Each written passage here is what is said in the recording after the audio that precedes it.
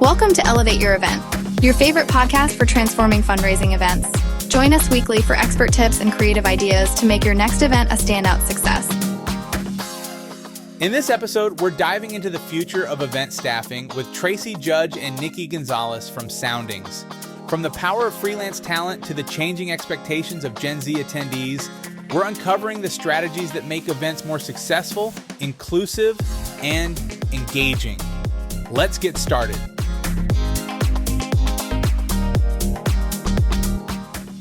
All right, well, welcome back to the Elevate Your Event podcast. We talk about all the various ways you can make your next fundraising event better. And sometimes better means maybe bringing in some experts or some additional staff. That's right. Is that what we're here to talk about today? I think so. All right, Jeff Porter, CEO, founder of Handbid. I've got Elise Negebauer here with me, and she is our staffing expert as well. Yep. And you want to go ahead and introduce our two guests? Of course. So we have Tracy Judge and Nikki Gonzales. They're both with Soundings. Is it Soundings Connects? Or is it... Oh, yeah. The C isn't capitalized. Brand is Soundings, and then we have three brands under that: Soundings Connect, Soundings Elevate, and Soundings Thrive. Awesome. Wow. Well, go ahead and tell us a little bit about what you guys do, what Soundings does, and what these three different groups or divisions of your company do. Sure. Yeah. So I'm the founder and CEO of Soundings, and my background was all in event management, all operations, and then went into sales and account management and worked with a lot of different customers along all different verticals. And I was in grad school and got really interested in the freelance economy, and we consistently use freelancers in the events business, but it was never made to be a actual career path for freelance talent. You're kind of like a rebel or a renegade. And at the same time, a lot of the times our customers didn't need a full-on agency. They just needed the right talent at the right time to become part of their team. So we were founded to do that in 2018, and since then we've grown a lot. We've grown into a lot of different expertise and type of talent that we have. A lot of that coming, because of COVID shifting, where everybody was doing the same thing for a while and then shifted back into new roles as time went on. So through that, we were able to build out a community which we call Soundings Thrive. So we have over 3,000 freelancers in our community from all over the world. Most is in the US right now, but we can staff in 150 countries. So we have that community of talent where we invest back in them. So we're keeping them up to date on what's happening in the industry, how to upskill themselves, bringing groups together, creating community so they have support and resources from other independents as well. Awesome. Wow. Nice. So when you talk about talent, give us an idea of the types, or whether it be certain types of functions, or whether you're talking like celebrity versus non-celebrity. What kind of talent is Soundings bringing to the table for your clients?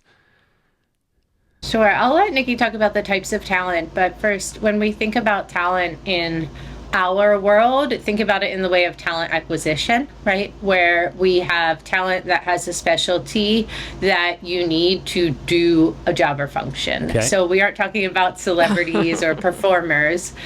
We are talking about people that are skilled at a certain area of business, and for us, particularly in the events business. Got it. Nice. Nikki, do you want to talk about some of the roles? Yeah, we do have some really cool performers. We've had virtual magicians, we've had some DJs during the pandemic for a lot of team building things. So Tracy, I wouldn't say you don't have celebrities. You have some virtual sommeliers. You have a little bit of everything. You have sounding celebrities. Okay. Right? Can I tell the story? So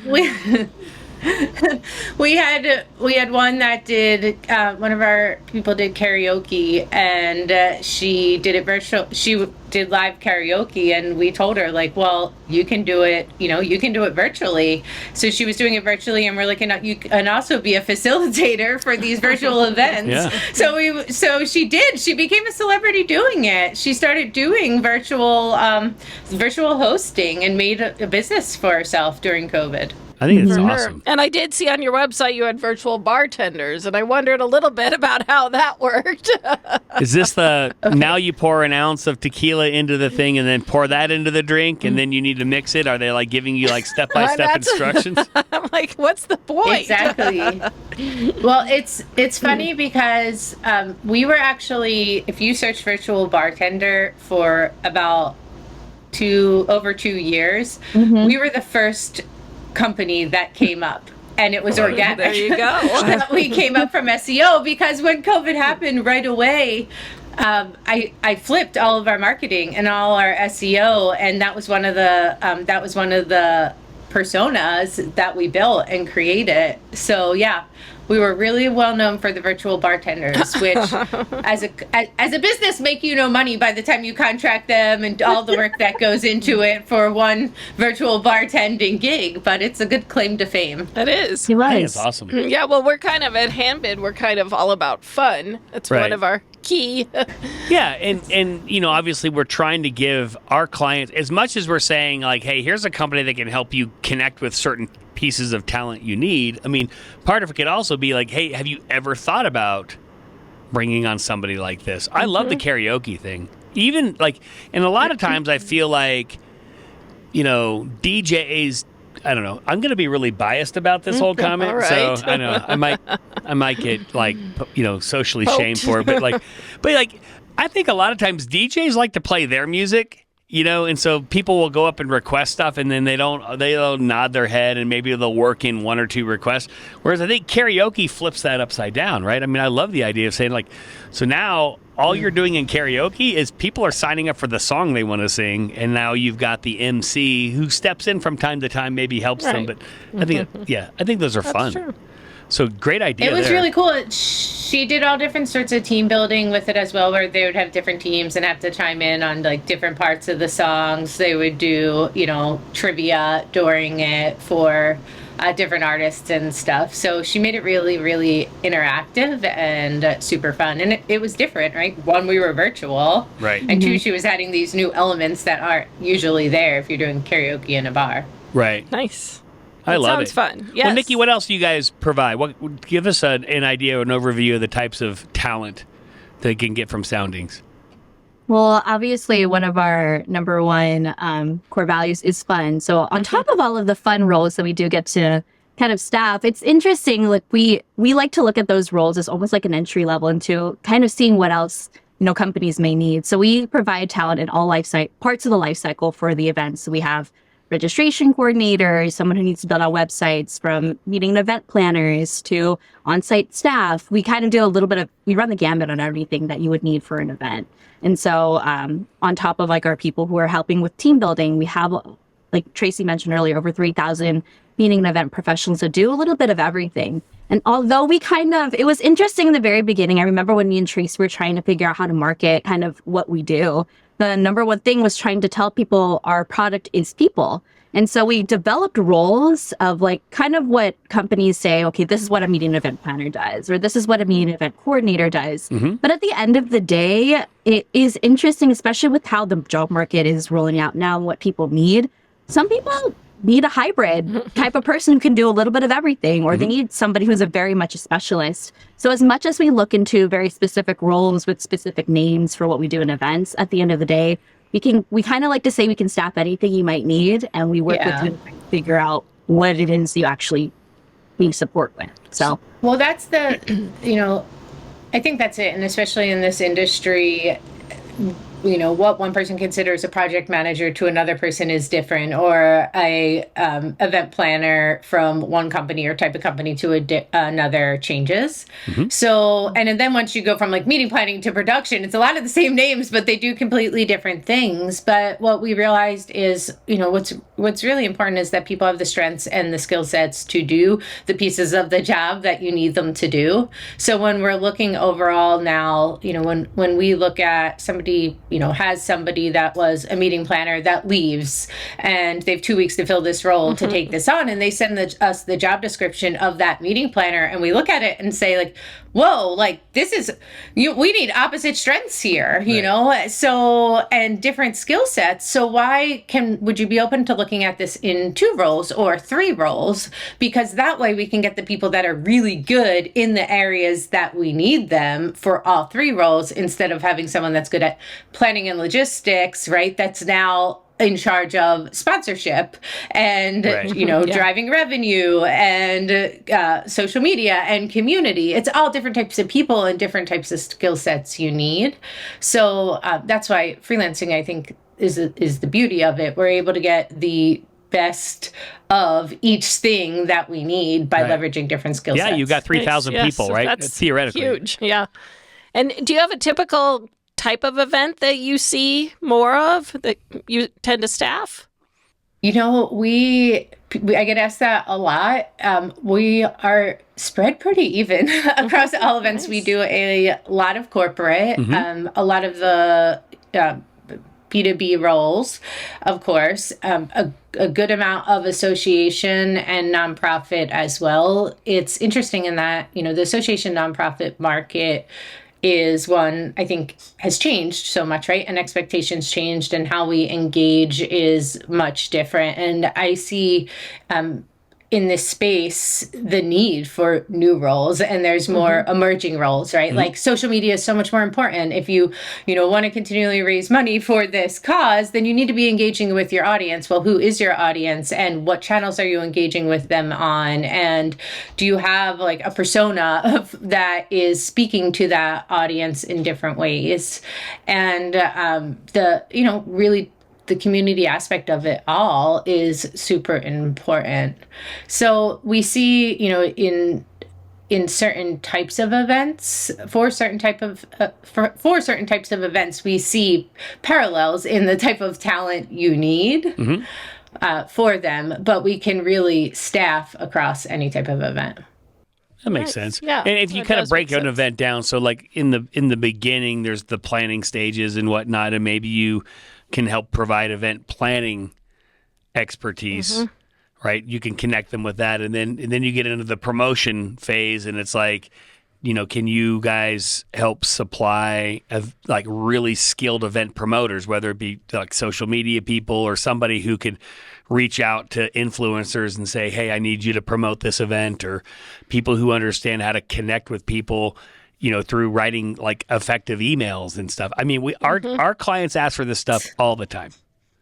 And I think there is some overlap for sure between, like you said, the B2B. But the and nice thing about what you're doing is like, because I've seen this in the past, I think, you brought this up, Tracy, you were like, all right, well, somebody leaves a nonprofit, maybe it's a board member or maybe it's a key resource they had, and they just kind of did everything. And maybe they were pretty good at everything, but then they come to you and they're like, we need somebody who can plan it, promote it, run it.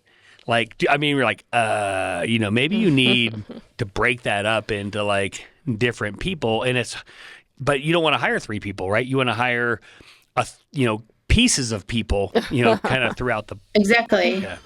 Well, that's the beauty of it. It really is. It's that you don't, I think we've innovated a lot in events, and we use different technologies, and how we do things have changed a lot, but we haven't innovated in a lot of ways the way that we would look at talent and we work with talent, right? And we're so used to having like, oh, I need someone to do this job and fill this role, and here's the long job description for it, even though that might not be the best way to move forward right now. And there's lots of reasons for that too, financially and from an innovation standpoint, ability to ride out, different market turns and things like that for sure. But as far as, the delivery of your event, you want the people that are the best at that competency doing that competency, right?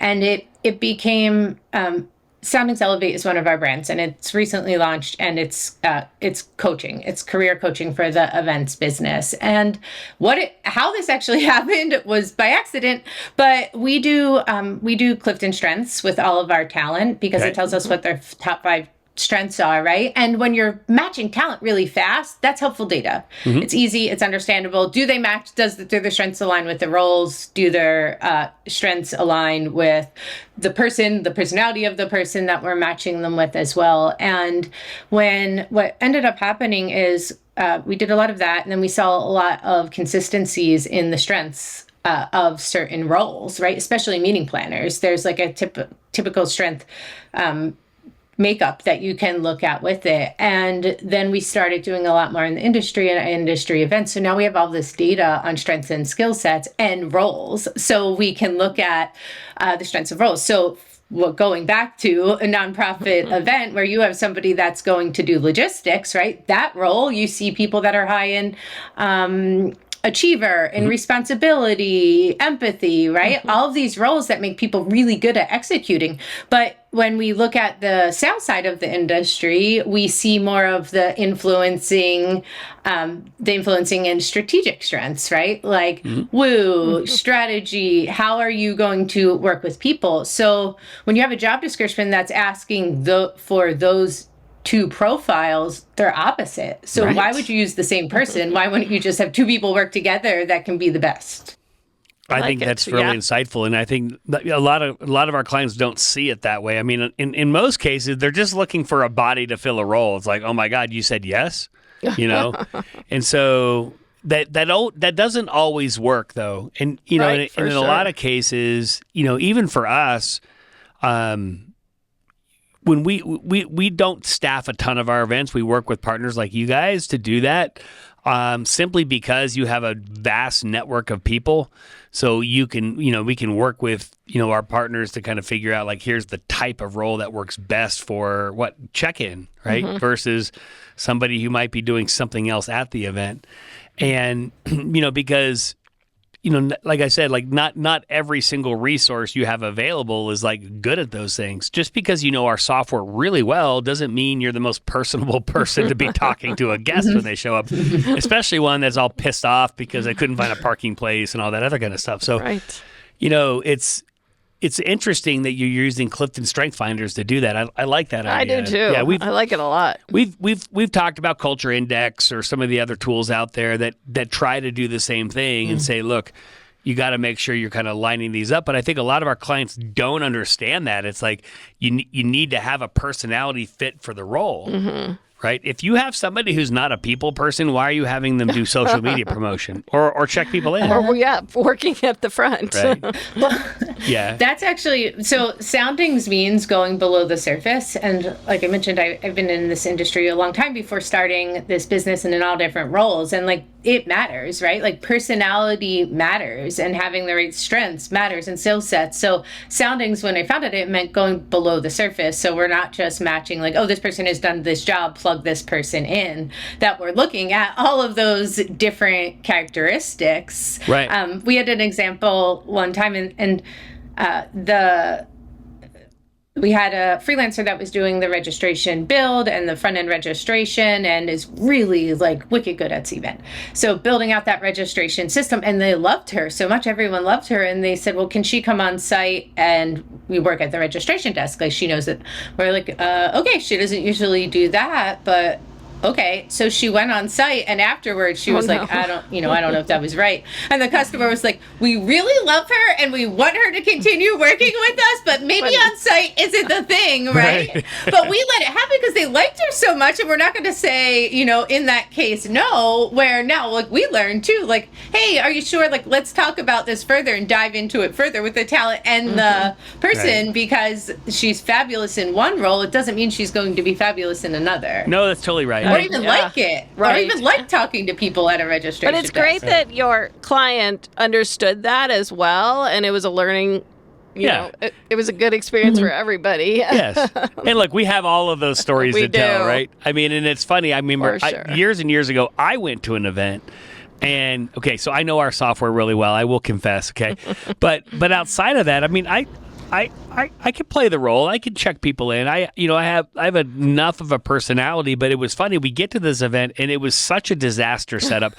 So we show up there and I was like, okay, I'm going to have to put on a different hat for about 2 hours here. Okay. just leave me alone. Like, leave me in the corner. Like, sometimes you have to prep your people that like I got to change roles here because like I gotta go into fix mode, right? I can't be in friendly mode. I can't be up front talking to guests. I got to get into fix mode. And so sometimes it's nice to have the girl you described available, right? Because when something's going on with the CVent software and they don't understand it, she can come out from the back office and like fix the problem, right? But to your point, I mean, maybe she shouldn't be the person greeting guests. And look, I mean, it's funny. Like my church one time did this whole hilarious video about matching volunteers to roles, and it makes a lot of sense because most of our clients don't do it, let alone paid staff, skilled staff to roles. It's like there's certain people you don't want parking cars in the parking lot, right? The person who's a total pushover who just wants to hug everybody coming in the door. Like now there's like a line of like 50 cars trying to get in the lot because she's chatting with everybody. Or maybe she doesn't know how to drive. It's super important. Volunteers is where, when we do CliftonStrengths, it totally comes into play with volunteers. And we work with association boards as well and some boards in the industry. And that's what we realized is that when we are building volunteer boards or volunteer committees, in that sense, one, it's nobody's job full time, right? Everybody's volunteering to do it. You're usually brought together for one event or for one term over this year. And you're not together that much, so you don't know each other as well. So that's one of the things we do is work with them on, okay, hey, here's the team, here's the people you have. Before you give responsibilities, take CliftonStrengths, do these other things, look at where your skill sets are, and then let's decide where to place people and where they should go and how we can build these teams. And also, everybody's volunteering, so like you want to do what you're good at, so you can get it done faster, right? And you're contributing at your highest use as well. Yeah, and look, I mean, I think what's nice about like when a client of ours is talking to you or some of the other staffing companies out there, you can say an event manager, like a person doing check-in or a person helping bidders or a person helping donors at the event. This is kind of the profile of what you want, but we can actually, kind of sweeten that by kind of pre-filling in some of those roles for you, so you don't have to go find all these volunteers. I mean, like it would reduce my stress, right? And I see a lot of nonprofits, especially ones I'm involved in, are starting to come around to that says, like, one or two really skilled, trained people that align well with the role is a good place to start. They're going to cost you money, but it's going to significantly reduce your risk. I think it will improve your event in every way. Well, how many people have you and I fired at an event? Like, we fired them in a nice way. Like, ma'am, you or sir, you need to go over there and do something else, right? Because it's just not the role the nonprofits put them in is not working. Right. Right. Well, especially on the front end planning, though, you forget at this, right? When you're hiring full-time employees, if you're a leader of any organization, people take time. They're going to take time out of your day, right, that you have to invest in them. And it's the same thing in those situations. It's like how much you have volunteers, great, that's saving you, spending on these people, but how much of your time it would be going towards higher producing things or revenue driving activities if you weren't having to work, have to manage volunteers, if you had actually people in those roles that were paid to do them. 100%. So you don't see the hidden cost of actually trying to do it all yourself or trying to do it cheap. Unfortunately, a lot of our charity clients don't see the opportunity or hidden costs in some of the decisions. They're looking at the hard costs, but the hard costs are just one factor in the overall equation. Because you're right, like you might have somebody who's an executive director, development director, who should be talking to major donors at an event, right? They should be, thanking certain people. They should be hobnobbing or whatever, not overseeing check-in because the volunteer staff either A, didn't show up, showed up late, or has no idea what they're doing. Right. I mean, so that's where you guys come in. That was it. That's an example that can be a huge cost, right? You don't see it, but that is like one deep conversation, 5-minute conversation at an event like that could be, thousands or hundreds of thousands of dollars for the organization, and it's a missed opportunity because you had someone that couldn't be nice at the registration desk. And look, we get it, right? I mean, I've run enough events. I'm on the board of a number of them. I mean, I see the seat that certain development directors or executive directors or people are in where they're saying, like, I just don't want the backlash from my board or from other people about a bad check-in experience. Well, if you weren't involved in check-in, you probably could go smooth that over at the event and deal with that and come back to it. But, if you're, hiring or not hiring, but bringing in only unskilled volunteers and not having trained or experienced staff up there, it's hard to do that when that's you. Now it's on you. You're right. But you can't even go deal with the problem that just left because you're still running check-in at the same time. And we've tried to coach a lot of our clients and bring in some skilled people. It would actually be an interesting thing to do together because we work off with all type of clients, nonprofits being some of them, but that's really where your focus is. And when we're working with customers and looking at their events or their event, profiles, all of their events together, it's starting with, okay, let's look at what are the actual needs, right? And breaking that down into micro roles, and those micro roles, okay, what strengths do we need? What skill sets do we need? And then lining that up and then benchmarking that of if we could build this team anyway, here's how we would build it. And then looking actually how much does that cost, right?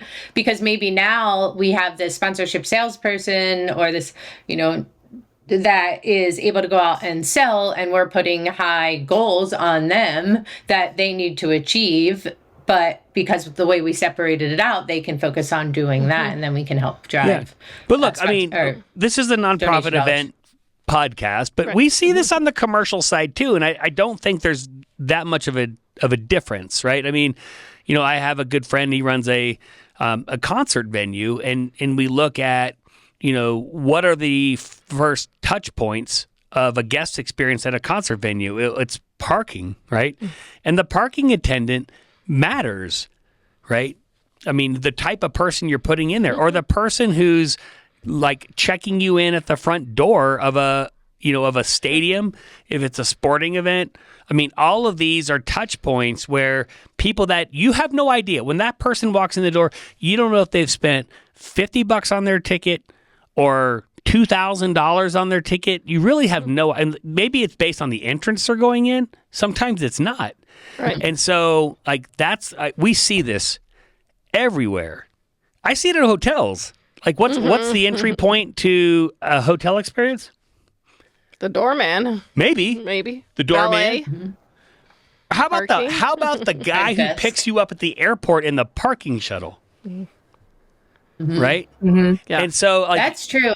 You just don't know. And that's the thing we see. We see this everywhere. And so we're when you're a nonprofit or you're a for-profit and you're saying, I'm having some sort of event and the guest experience matters to me, right? Well, where is the beginning of that? Where's the entry point? It could be the software. It could be 5 days in advance. What am I asking my guests to do? Use some complicated piece of software they can't understand, or give them bad instructions on what to do. Don't tell them where to park. Don't send them an email on where to park.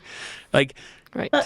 All of those things matter. And I think that's why as we're talking about what you guys do and the expertise you provide, you're probably not going to find somebody who's going to think across the board on all those things, but someone who could come in and say, your event planner matters because they're going to make sure that these areas are covered. Your promoter matters because they might be promoting not only the event, but helping you do the event prep stuff. Hey, you're coming. Here's the things you need to prepare for. And then the arrival people. Mm-hmm. And then the checkout people, who are the last people you talk to on the way out the door. Well, and diversity of thought is a really great reason to use freelance talent and to plug and play, because you're getting different perspectives. And Nikki speaks a lot on different generations within the industry, and generationally now we have so many different generations coming to the same events that want a different experience, right? So, Nikki, do you want to talk a little bit about that as far as it relates to the experience on site at the event? For sure. And I think it's funny because we talk about generational differences, but I think there's a lot that brings us together that's similar rather than us being different in a lot of cases. And some of that I've talked to, because I'm a little bit of background. I'm actually Tracy's first or second employee, one of those. So she hired me right out of college. You're number one, Nikki. Come on, let's be honest. You're number one. She was she started as my intern. She was still in college, by the way. And because of her COVID, her hotel job got canceled, and we were getting busy because, you know, we got good at virtual bartenders, so we were super busy at the time. And so she got to stay, and she's still here. I love it. But it's been really interesting because I've obviously worked as Gen Z, working with all different types of generations coming into both not only in the workplace but also in the types of events that I'm coming in as. It's interesting because I don't actually see a lot of Gen Z attendees to a lot of these events that I go to because Not yet. From what I see, they don't have enough money yet, organizations aren't really setting their coordinators or their younger entry-level people. So it's funny because I get asked a lot of like, what does Gen Z want? I'm like, I don't even know what I want because I'm like the only person in here. So are they even targeting us as a generation sometimes? But for me, and kind of seeing it from the attendee experience, a lot of it, I think it's all aligned with purpose. And at the end of the day, and when you're making events and you're talking about the experience, it's like, am I felt like I belong at a place from the very beginning. Yes. And it's interesting. And I think that's really the key piece, no matter what generation you're in, and kind of going into what we went through with the pandemic and everything. It's what's the experience like? People are looking for experiences overall, not only in work that we do, but in the events that we attend. But at the end of the day, it's like, is there purpose and is there meaning behind the work that I do or the events that I'm attending? Yeah, make them feel welcome. Right? Yeah, exactly. And we had a guest on once, and one of the things he said, I was so profound. He's like, we want people to feel like they belong here, right? We don't want any guest that comes in the door and says, this is not for me. And that doesn't mean that every element of your event has to specifically cater to them, but you still have to make them feel comfortable there. For sure. And it's interesting because I went to a conference about 6 or 8 weeks ago, and it was talking about the Intuit Center, which is a brand new venue that the Clippers are playing in LA, and it's considered to be the most technologically advanced venue in the world. And basically after this talk, I am telling you, it is the most technologically advanced venue in the world. And I won't get into all the details of what they do, but they did run into a challenge, right, that I think applies across the board, which is their requirement is you have to download their app and you have to be in their app in order to get in the door. Okay. And the reason is they need to create that experience. Well, how do you create that experience when not everybody coming there is technologically savvy enough to want to do that? Now, that's quite different in 2024 than it was 12 years ago when we started Handbid, but there's still some people out there that aren't. So they had to accommodate for that. Right. So they created the concept of these teammates. And so, Nikki, you could be my teammate. So if I wasn't comfortable putting an app on my phone, or I didn't have a phone, or whatever it might be, or I have, older generations didn't have more privacy concerns than younger generations. So with all of those things in place, like, you would be my teammate. And so you would be the person helping me get in or facilitate that. And we work with our clients on that as well, right? Because you're right. I mean, you have to accommodate. I hate to say this way, but you have to accommodate the older generations who tend to be still the ones that mostly come to some of these major fundraisers. You have to be preparing for the younger generations because their needs are going to be different. And so when you think about that, how do I structure my team to be able to do that? It's tough. I will say one thing, giving you guys a plug, going back to, making an inclusive experience for people when they come on site, and that if it's all technology, it might be harder. But I think that one of the things I love is the ability now, I might not be able to afford to travel to an event, right? Or be able to go to that event this year because of other things. But what's really cool now is that you are included, right? And if Nikki is a younger generation that's company isn't paying for her to go somewhere, she can still bid on, that hotel room night stay, and she's not excluded from the full experience. Yes. So I think, and also she's able to help the cause even though she can't be there in person. Right. But For Tracy, sure. that has come full circle. Not full circle. That has come a long way. I'm not going to say this went in a circle. This went from A to B, and it got massively accelerated through COVID. But just to kind of age ourselves here, I mean, we ran our first auction in May of 2011, and back then in 2011, 2012, 2013, we would have clients call us and say, who is this Tracy Judge and why is she bidding in my auction? I don't know her. I'm like, I don't know. She's spending like $4,000 on this diamond ring. Maybe she wants the diamond ring in your auction. Can I kick her out? Yeah. Why? Well, I just don't know her. I mean, yeah, I only want money. I only want my guests bidding in the auction. I don't want anybody I don't know. And it's like, all right, and we still see a little bit of that. I mean, hey, I want to exclusively offer these items to these donors. And sometimes maybe that makes sense and we have the ability to restrict all that. Most of the time we tell our clients, don't restrict anything. Mm-hmm. And I'll tell you, post-COVID, that is absolutely rare that we have charities that are now that worried about it. To your point, you've opened up a whole new avenue to raise money. So the Nickies of the world who are like, I don't want to sit in the hotel. I don't want to eat the rubber chicken with the raspberry vinaigrette salad. I want to bid in the auction. I'll send them a donation and, I'm going to Dave & Buster's. Go ahead. Right? I think you just dated yourself with the Dave & Buster's. I was thinking that too. I haven't been there in forever. But. No, but it is. But I think it goes back to as well as really understanding what your event is about, right? And how are you making your money? Because if you're making your money on a $100,000 ticket of entrance and they're bidding on expensive things, like, yeah, you probably want to make it more exclusive and not, have, part of their payment is the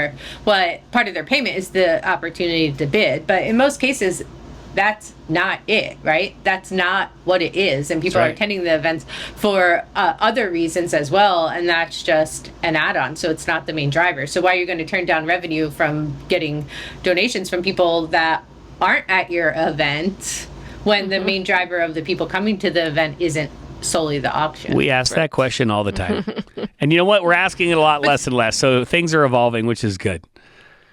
But we've asked it a lot. This is why, though, you need strategy people, right? There's difference between logistical planning and there's difference between strategy. But here's the difference, right? But here's the difference, Nikki. I'm selling them software, and they think the reason I want to tell them to do it is because I want them to use our software. It's not true. But you're not, see? So you have a lot of influence at Soundings to tell these, because you're providing strategy and planning and expertise. We do the same, but it comes with the package. And so I think your words will be very powerful to some of these folks to say you need to see it that way. And so that's why we do work with a lot of event planners as well to tell them, like, look, you're going to come across as a little bit more neutral on this.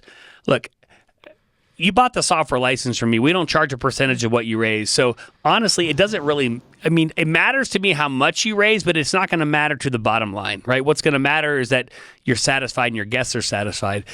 But a lot of charities, what they need to understand is it's okay to have somebody not show up. And when you're putting a lot of your blood, sweat, and tears into an event, and I've done that. I've run an event for, 18 years or something.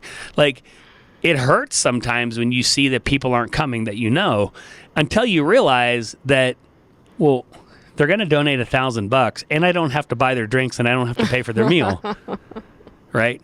And I can sell their table to somebody else. So this actually might work out in my favor, right? But they don't always see it that way. And that was the challenge in the past with us. So, yes, keep telling your folks that or connecting them with the experts that are going to tell them exactly that. Your job is to raise money.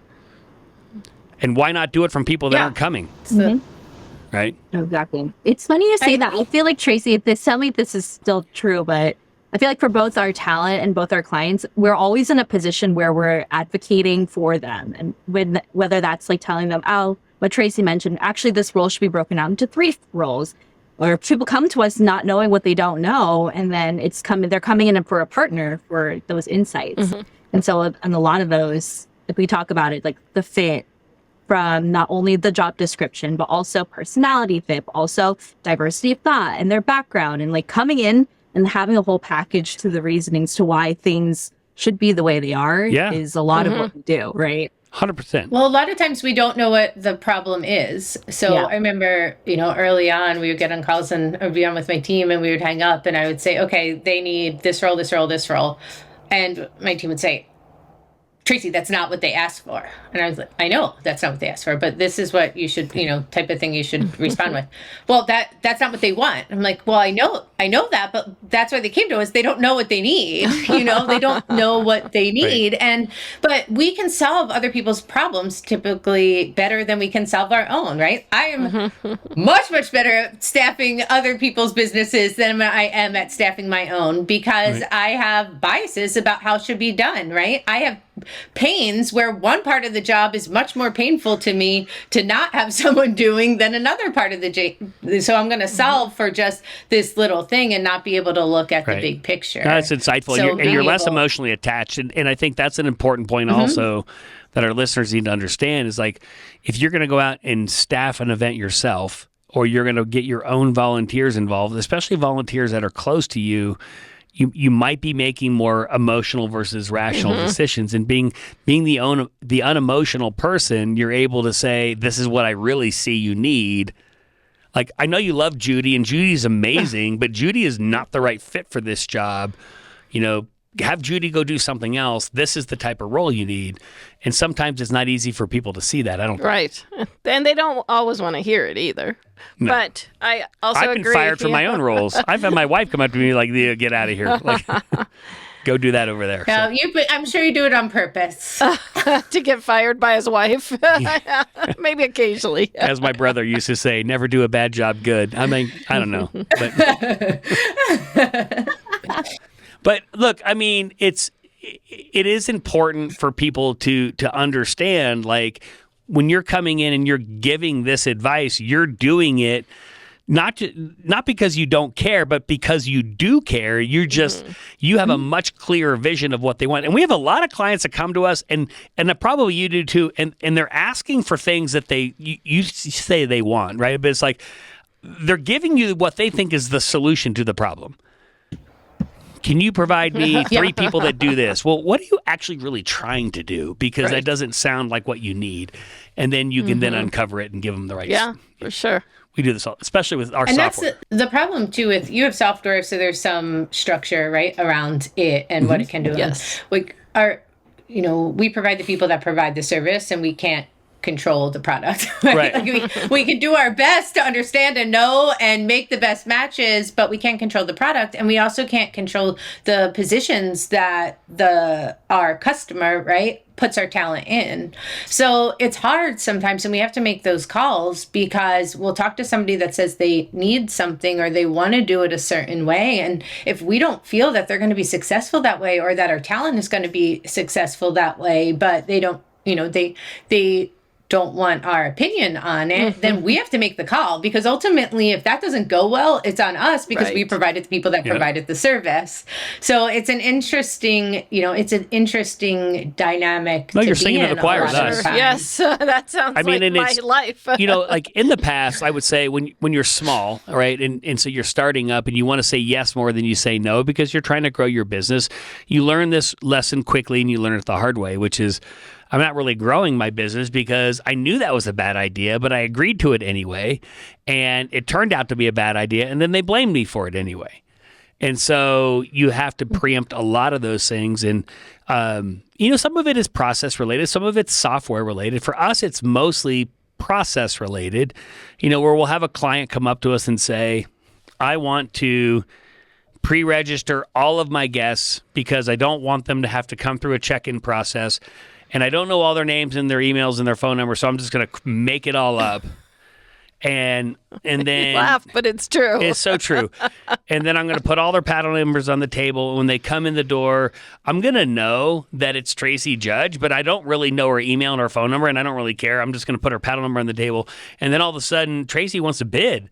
And then she logs in and registers with her real information, and then somehow the software is supposed to magically know that they're the same person.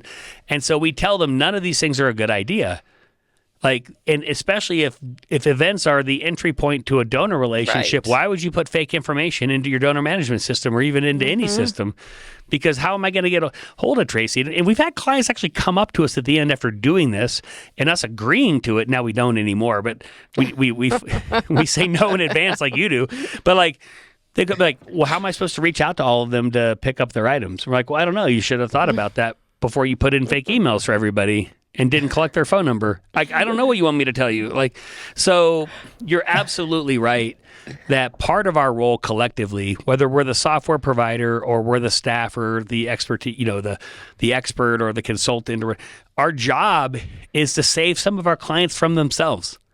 And sometimes from their own board members. Like, we have some clients who are like, well, my board member says this. Like, well, your board members, how do we say this wrong? Like, I don't really want to tell you your board member's wrong, but they are kind of wrong. And so, like, let's strategize on how to, like, communicate that back to them or come up with alternatives. Like, our software works really well, right? Like, Not only that, but you're also protecting your own people. I mean, you're bringing in people who are really good at very specific pieces of a job. We talked about it earlier, the one person that's like managing everything from front to end. Right. Well, what's that going to lead to? Burnout. It's going to lead to that person pissed off people or whatever that ends up being, because they're managing so many pieces. But being able to have like, a solution where you're able to bring in a specialist for reg, they can take this on. Somebody who's really happy to be at the reg desk so that that person can go out and do whatever they need to do where they actually have the most value. It's also really important in that sense of understanding your team and being able to protect them. It saves me an expensive bottle of wine because I have to give a nice bottle of wine to the staff person that I send into basically a complete, S show. Like, I'm so sorry. What you're about to walk into is not good, but I got a really nice bottle of Camus coming your way. Sorry. But it's a sacrifice sheep, I call it. And sometimes sometimes those things just happen, right? We run into events where it's like the event, whoever's running the nonprofit, family emergency, death in the family, we have to step in at the last minute. We're happy to do those things. And whether they're disorganized or not, we don't care. Like, we are there to help the charity raise money, save the day. The harder ones are for the people that blatantly ignore your advice, don't take your advice, disagree with what you're saying because they just want to do it their way, and then it doesn't work out. And those are the toughest, right? And so in a lot of cases, look, there are 1,000 ways to run an event. Probably 10,000 ways to run an event. Ours is one of them. It just works if you listen to us, right? So we just know that way works. I'm not saying your way's not going to work, and probably not going to work great with our software, because how do people build software? They build software to kind of match a process that they know. And so when you look at all the different event management companies out there, they just kind of work. They're similar, but they all work the way that whoever designed them thinks they should work. Right? And so your staff gets trained on that. It's interesting while you're saying that, people versus technology as well, because earlier, I talked about the challenges of having to put a live person, right, into a role, and you don't have that much control over the product. But in a sense, there's so many solutions that I can have to someone's problem. If they want to do it a way I say I don't think that's the best way. And I'm like, okay, well, what is the best way we can staff this the way they want? Or like, what personalities do we need to have in that role to make this work? Right. So we have a lot more flexibility from a staffing perspective, right? To try to minimize the risk of doing things. When we've built some flexibility, and I'm not telling you that our software is not, I'm just saying, Elise will tell you, right? I mean, when she gets some sort of inquiry into customer service, you could probably give them 5 or 10 ways to solve the problem. Yeah. Right? For sure. But we still have our... There's the best way. Best way. So, well, that's what customer success is about, right? It's like telling you, like, your customer, hey, we could do this. You could do it the hard way, or we could do it the easy way. I suppose you could do it that way if you wanted, but why? Well, I mean, I had a client. This is still years ago, but I had a client that came up. I'm at the event, and they're like, I have so many volunteers. I've got them on like 45-minute shifts, and one of those shift changes was like right in the middle of check-in. I'm like, you know what? This is just a really bad idea. She's like, well, how long's check-in going to take? I said, I don't know. It depends on how good your guest list is. But I mean, you've got someone starting at 5 and going to 5:45, 5:45 to 6:30, and you told your guest to arrive at 6. So I'm guessing like right in the middle of guest check-in, you're going to have a shift change. And that's just bad. And, there was a little bit of back and forth, and they're like, well, can you not handle it? I said, well, it has nothing to do with the software. I just think this is a bad idea. Like, I mean, I'm just telling you, can we rearrange the shifts, or can we have someone work 2 shifts and then go home that night? And it's just like, to your point, it's like, we're here to provide you some flexibility and some advice on like, here's the best way to do it. So could your staff showing up handle a shift change? Yes, they could. But they're going to have 10 volunteers get up from laptops and 10 new ones sit down in them when there's a line in front of them. Not ideal, right? I mean, so I was just working on something like this, and it was for a big event and lots of different staff, and some of the days were over 8 hours, and it's in California, and for that role, it needs to be an employee. It can't be paid as a freelancer, so we classify them as employees, pay them as employees, but then we're looking at it, and okay, how do we do this the most efficient, so we're not putting everyone into overtime, or we're putting people into double overtime, but there's certain parts of it, like you make the call, like, we're just going to have to pay overtime on this shift. Right? Like, it doesn't make sense to change it mid-shift, and it's going to be way more costly to change it mid-shift than not to. So, yeah, the whole check-in process I could talk about for days. I started as a travel director for Merits, so I've checked in hundreds of thousands of people probably in my day, and got a little bit too obsessed with how the lines would move and how fast. Yes. I know. You get thick skin from it for sure. So let me, we're coming near the end of our time, but I have a couple of extra just kind of final questions for you guys. So one of them would be, like, how flexible are you guys with last minute staff changes? So whether it be a last minute cancellation, or probably more importantly, someone who calls you up and says, oh my God, somebody quit on me, or someone's not showing up. Can you provide me somebody right away? How quickly can you guys do that?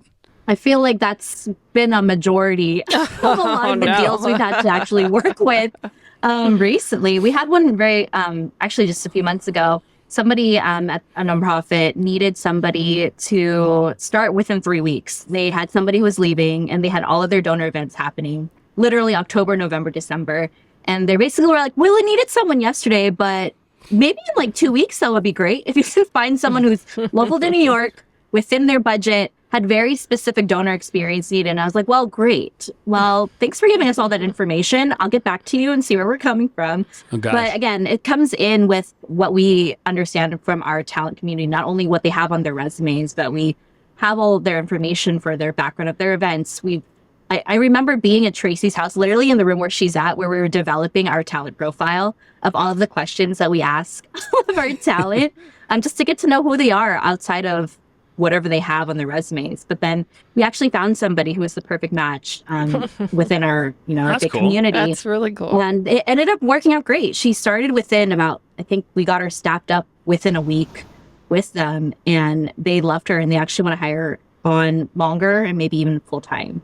And it just ended up being a great match from a personality-wise, from her background, but also just the excitement she had for the role as well. She was a little bit not new to the industry. She had a few years of experience. So then it was also an opportunity for her to grow with also a client who was willing to take on somebody who can learn and grow with that company as well.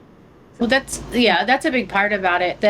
Our ability to staff quickly, and that was, long-term role took us less than 3 weeks. We'll staff for something tomorrow, even though my team hates when I say that, right? But our obviously we can do better with more time, because it helps us, talk to more talent, but because it really comes down to really understanding what is needed in that role. And in the pre-planning phase, right, starting of here are the roles we need, these are what they are. That way, if you lose someone last minute, you know which one you're actually solving for and trying to fill. But for us, because we have such a big community, and also we pay such good attention to what are the things that actually matter. So, skill sets, strengths, prior experience, intent, like why do they freelance, right? Like, is it a full-time thing? Is it not? And all of these things that when things come up last minute, we have this whole database of our community, and we're able to drill down into those specific things and find someone fast when needed. That's cool. Yeah. And I would imagine once your clients love one of your staff, it's like, I want that person back. Yeah. All right, the better match we make the first time, the more profitable my business gets. Yeah, I bet. Right? We get that Yes. too. Because it's a lot. Yeah. Yep, for It's sure. a lot of searching. And it's interesting because that was always, like I said, why Soundings is because it was meant go below the surface. And I had a advisor, and when I was starting this business, he said, Tracy, why aren't you a tech company? You'd be, have such a higher multiple. And I said, I don't know if it's possible. And like in this business to match people just, the technological way. Right. And I want to learn how to do it people to people first. So You want to do the Bumble for staffing, like the swipe? Basically, it's is what it right or left? right? I don't even know. I'm Yeah. dating myself again, but like, Yeah. I agree with you. I don't think it works. But we want to be like that success story where they're like, oh, I went on Bumble once and I got married. We want to be that person, not Yes. like, the comedies about like, 973 dates and still being single. We don't want to be that one. I hear you. Yeah. So give us some of our listeners some parting advice. So any tips, tricks, gotchas, anything you want to share as we kind of finish this whole thing up would be great. Yeah. My best piece of advice is innovate your talent strategy and take the time to really look at what are you trying to accomplish and what are your goals and how are you going to get there, and look at the talent you have, whether it be full-time, freelance, part-time, volunteers, right? And really break out all those micro roles, look at your organization and play with it. How can I build this different? How can I have different types of talent in to get to success? Because it's business is different. The nonprofit industry has changed so much, and technology is only going to change that more. The need for community and remote work is changing it more as well. So really spend the time and think about how you're looking at your talent. Yep. Let's say find a good partner. I mean, a lot of this, in a lot of cases, if you're not in it alone, and as much as you might want to have to do this alone, but again, we have bias in decision making. We have, blind spots that we may not see when we're looking at things emotionally or looking for things last minute. Finding a good partner, whether it's us or somebody else, it's just good to have somebody else to understand, what you're going through, what you're speaking to, what you might need. I think it's really important as well. I agree with We you. have two customers that are staffing agencies. Right. Like they are staffing agencies in different parts of the market. They don't do events, and they work with us. And I'm like, that is the biggest compliment you can get is when a staffing company is hiring you to place their event staff. Yeah, no, I mean, we have awesome. clients that are auction companies, and I feel always good about that. I'm like, great, you came to us to actually power your auctions. And so, but you're absolutely right, finding the right partner. And so when that comes to technology, it comes to staff, and this goes for all of our listeners, who are you working with and where do they come from? What is their experience? Because that experience is going to inform the people they hire, as well as whatever products and services they're bringing to market. And we run into this in the technology space all the time. Cheapest is not always better. I mean, when you're, we're not the only ones out there that run events, but this software, this company was built out of running fundraising events. And so, when you get on the phone with somebody, that is somebody who's been there before. And when you go and you bring in somebody from Soundings, that your staff coming in the door has been there before. Yeah. Right? It's not people for hire, because there's lots of staffing companies out there. There's lots of companies that will provide manpower, but they don't necessarily have the unique expertise you're looking for.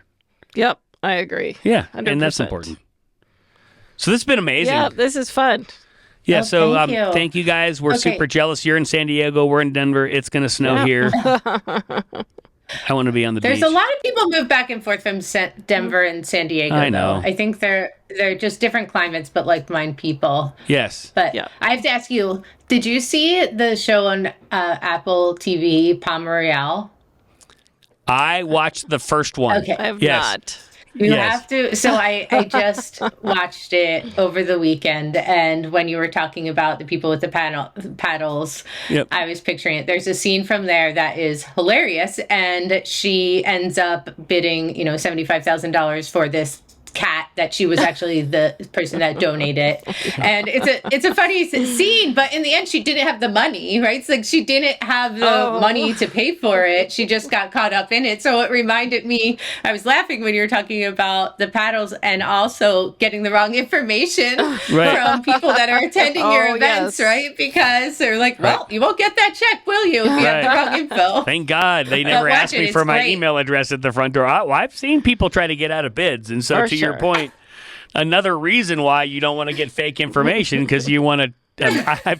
I've seen auctioneers corner people saying no, you raised your paddle, I raised my dinner menu, I didn't raise my paddle. Well, it doesn't really matter. So anyway, to your point, that is totally right on. So yes, decisions have consequences, especially the bad decisions have consequences. And So- don't buy a $75,000 cat. Right. Yeah, for sure not. I'm a dog person. So anyway. All right. This has been awesome. Yeah, it was nice meeting you guys. Thank you, Tracy. Thank you, Nikki. We're going to You wrap up also. this. Thanks so much for having us. Yep, we're going to wrap up this episode of Elevate That's Your End right. podcast. Until next time, happy fundraising, guys. If you enjoyed our show, please take a moment to leave us a review. You can find us on Apple, Google, and Spotify. Don't forget to subscribe for more great content. And if you're a fan of video, check us out on YouTube. Until next time, happy fundraising.